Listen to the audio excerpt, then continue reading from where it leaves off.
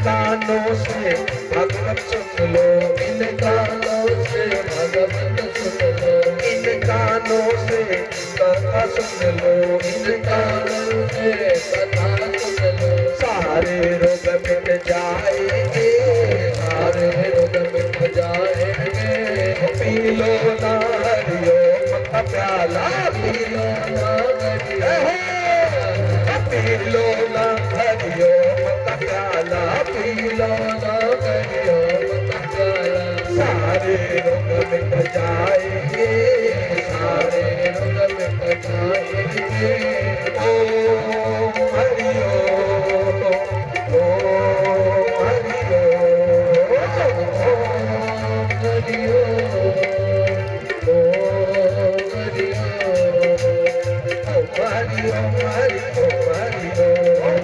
हरिओम,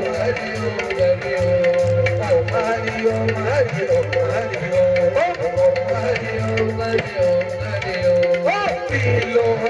हरिओम का प्याला, P low ना हरिओम का प्याला। सारे रोग मिट जाएंगे, सारे रोग मिट जाएंगे।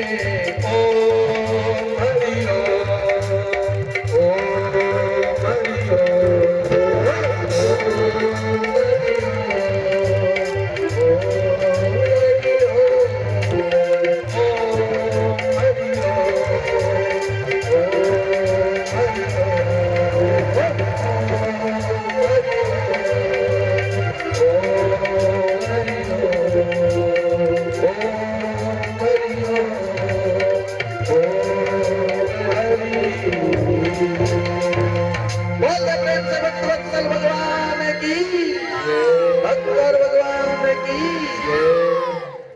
अब देखो अजामिल थोड़ा सा गलत देखा तो विचार बदल गया और न करने योग्य कार्य को करने लगा।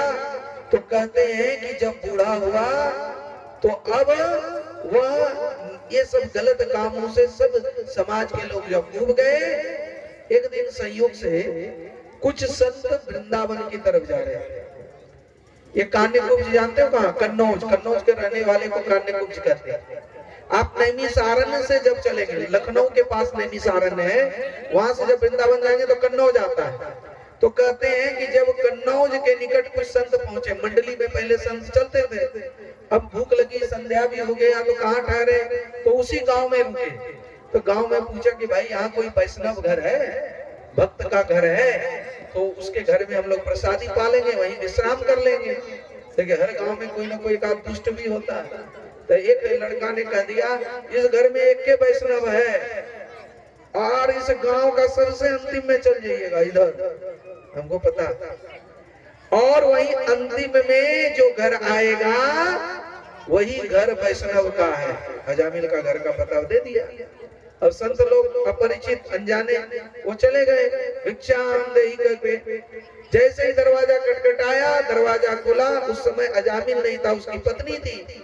पत्नी ने कहा बाबा आप गलत जगह आ गए, ये कोई वैष्णव और अच्छा घर नहीं है, ये तो पापाचार अनाचार से युक्त घर है, इसलिए हम जानबूझ करके पाप नहीं मोल लेंगे, इसलिए आप कहीं और चले जाइए। तब जाकर के संतों में जो मंडलेश्वर थे, महंत थे, उसने कहा बेटी जब आ गए हैं तो अब जो भी हो भगवान की इच्छा से ही आए होंगे, अब हम कहीं और नहीं जाएंगे, अब तुम्हारे यहाँ ही भिक्षा लेंगे। कहा बाबा कैसे दे सकते हैं, ये शुद्ध घर नहीं है। कहा बेटी ऐसा करो कि तुम बस जो चावल दाल आटा है दे दो, हम लोग इसी वृक्ष के निकट बना लेंगे। उसमें से कुछ संत जो है नाराज हो गए, अरे जब ये कह रही है शुद्ध घर नहीं है, वैष्णव नहीं है, तो फिर इसके यहाँ का अन्न क्यों ले? तो महंत ने कहा देखो अच्छे लोगों को तो सभी अच्छे बना सकते हैं, पर जो पापाचार से युक्त है अर्थात जो अच्छा नहीं है उसको अच्छा बनाना है, इसलिए आज इसके घर का अन्न ग्रहण करके इसकी शुद्धि करनी है ताकि ये सुधर जाए।